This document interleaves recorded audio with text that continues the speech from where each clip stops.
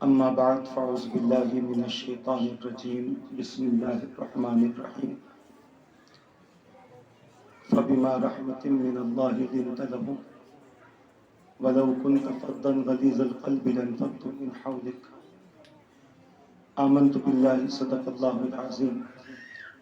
إن الله وملائكته يصلون على النبي يا أيها الذين آمنوا صلوا عليه وسلموا تسليما اللهم صل وسلم وبارك على سيدنا ومولانا محمد وعلى آله وأصحابه وبارك وسلم صلاة وسلاما دائما عليك وعلى آلك وأصحابك يا رسول الله صلی اللہ تعالی علیہ وسلم۔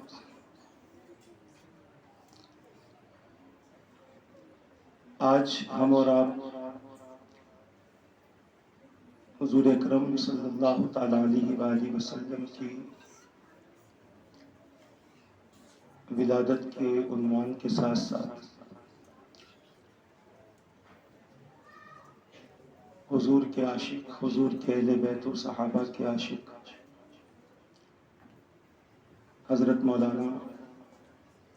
شاہد رضا نعیمی صاحب قبلہ دامت برکاتہم العالیہ رحمۃ اللہ تعالی علیہ کے فاتحہ اربعین کے حوالے سے بھی جمع ہوئے۔ جیسا کہ آپ میں سے اکثر حضرات جانتے ہوں گے کہ حضرت قبلہ مولانا معارف رضا اشرفی صاحب کے بڑے بھائی تھے، لندن میں رہتے تھے، اور جہاں تک ہماری معلومات ہے ایک عظیم کام اور ایک عظیم مشن کے تحت وہ وہاں پر قیام پذیر تھے۔ ورلڈ اسلامک مشن کے بہت ہی محرک کارکن بھی تھے اور ایک ذمہ دار شخصیت بھی تھے، جنہوں نے وہاں پر بڑی محنتیں کی، مساجد کا قیام کیا، مدارس کا قیام کیا،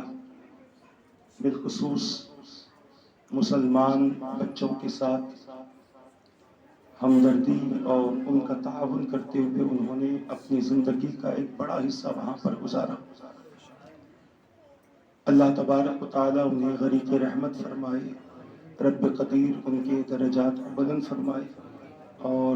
اللہ تبارک و تعالیٰ اپنے حبیب کی جوار میں انہیں جگہ نصیب فرمائے۔ میں نے قرآن کریم کی ایک آیت مبارکہ کے حصے کو تلاوت کرنے کا شرف حاصل کیا ہے۔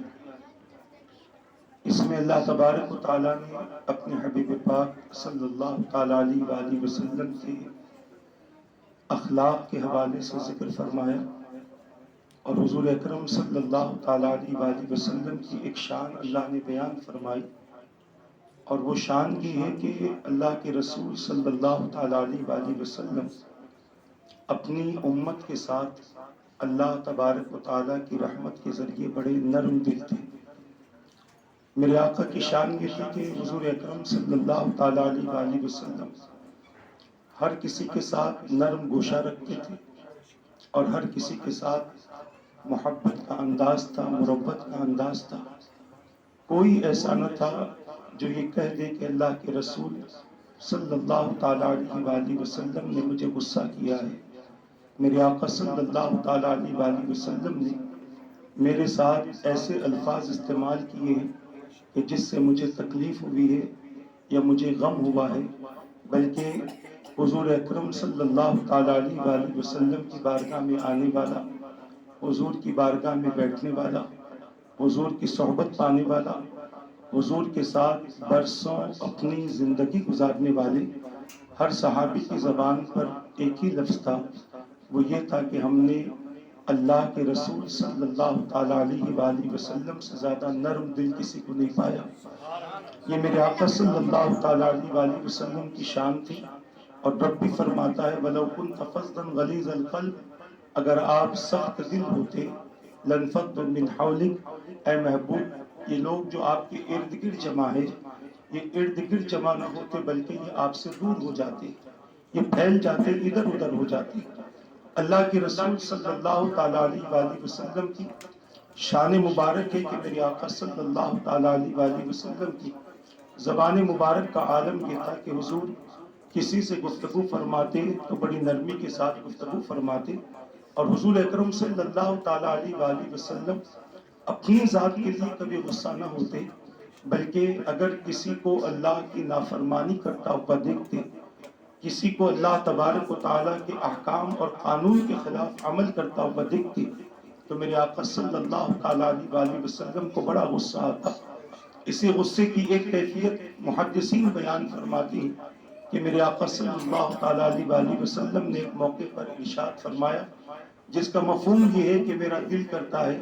کہ ایک مرتبہ کسی کو فجر کا امام بناؤں اور مسجد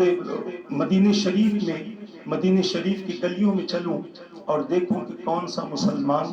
فجر کی نماز چھوڑ کر سو رہا ہے، اور پھر میں صحابہ کو کہوں کہ لکڑیاں جمع کرو اور اس کے گھر پر رکھو تاکہ اس کے گھر کو آگ لگا دو۔ یہ حضور اکرم صلی اللہ تعالیٰ علیہ وآلہ وسلم کا یہ فرمان، یہ عمل اپنی ذات کے لیے نہیں، اللہ تبارک و تعالیٰ کے قانون کے خلاف اگر کوئی جائے، اللہ کی مرضی کے خلاف اگر کوئی جائے، اللہ کے حکم کے خلاف کوئی جائے، تو اللہ کے رسول صلی اللہ تعالیٰ علیہ وآلہ وسلم کی یہ کیفیت تھی۔ ورنہ حضرت سیدنا انس رضی اللہ تعالیٰ عنہ جو حضور کے غلام خاص ہیں، خادم خاص ہیں،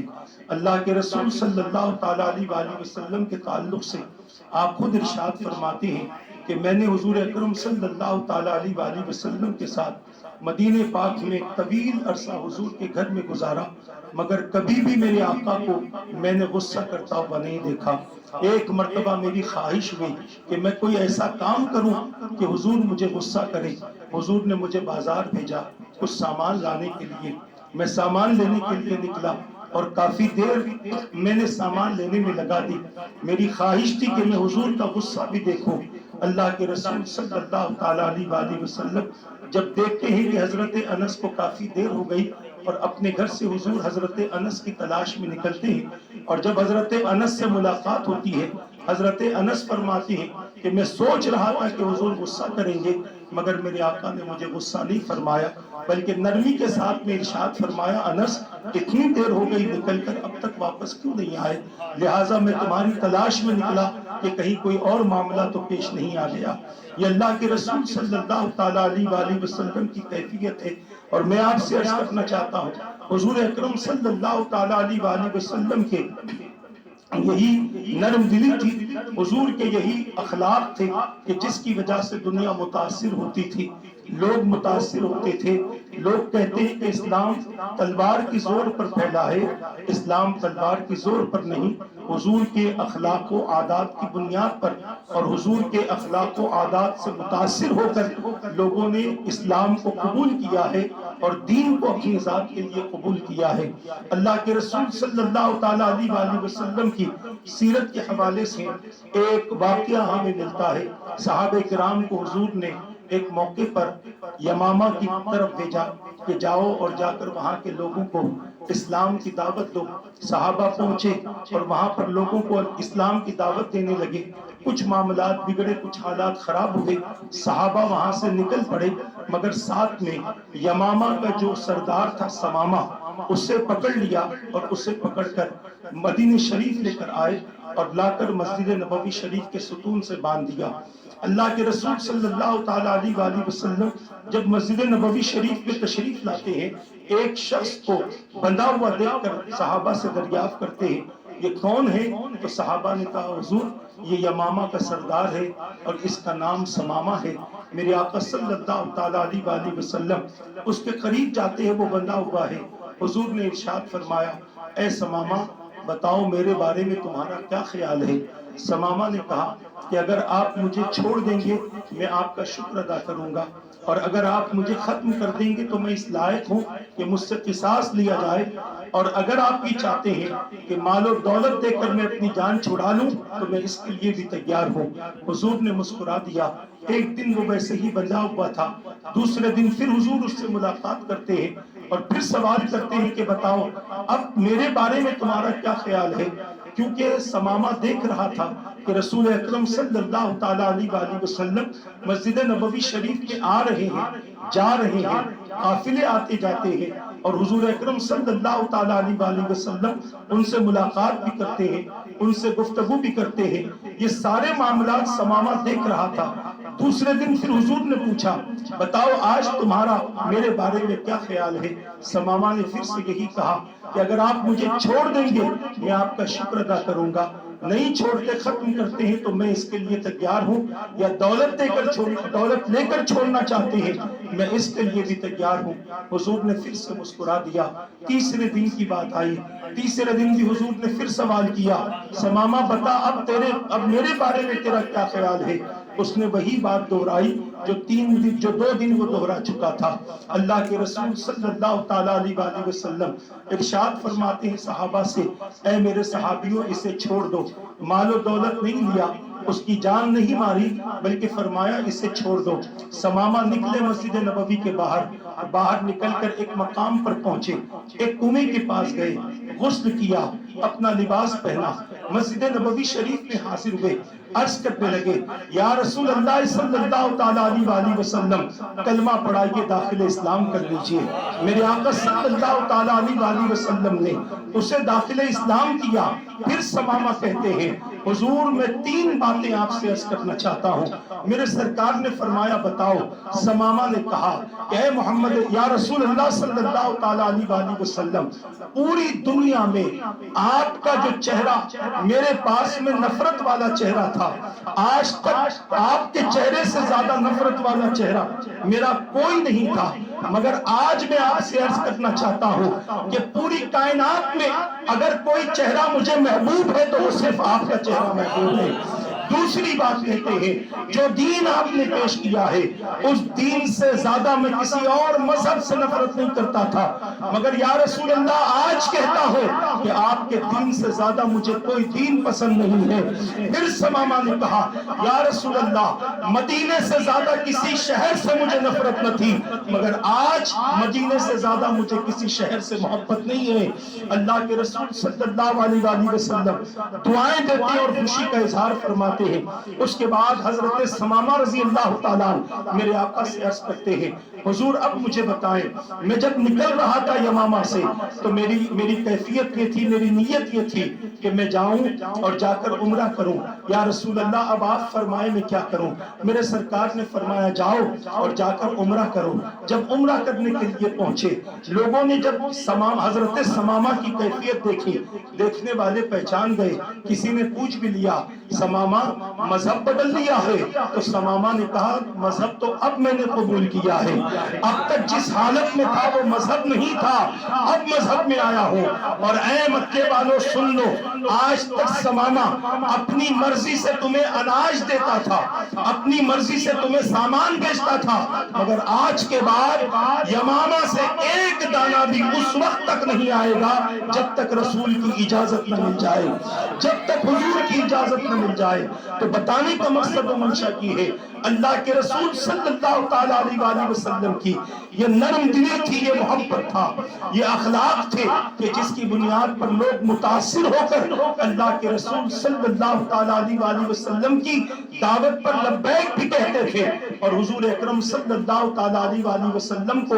اپنا رسول مانتے تھے اور دین کو اپنا مذہب مانتے تھے. عزیزان ملت اسلامیہ یہ صرف واقعات نہیں ہے بلکہ حضور کی ساری سیرت حضور کی امت کے لیے نمونہ ہے، حضور کے چاہنے والوں کے لیے نمونہ ہے، حضور سے محبت کا دم بھرنے والوں کے لیے نمونہ ہے، حضور سے محبت کا اعلان کرنے والوں کے لیے نمونہ ہے. یہ نہیں کہ صرف مردوں نے اللہ کے رسول صلی اللہ تعالیٰ علیہ وسلم کی سیرت سے متاثر ہو کر اسلام قبول کیا، اخلاق سے متاثر ہو کر اسلام قبول کیا، عورتوں نے بھی اللہ کے رسول صلی اللہ تعالیٰ علیہ وسلم کی سیرت کو دیکھا، آپ کے اخلاق کو دیکھا اور آپ کے کردار کو دیکھ کر میرے آقا کے دامن اقدس سے وابستہ ہو گئے، حضور کے دست مبارک پر بیعت کرنے لگے اور اپنی سابقہ زندگی کو تبدیل کر دیا.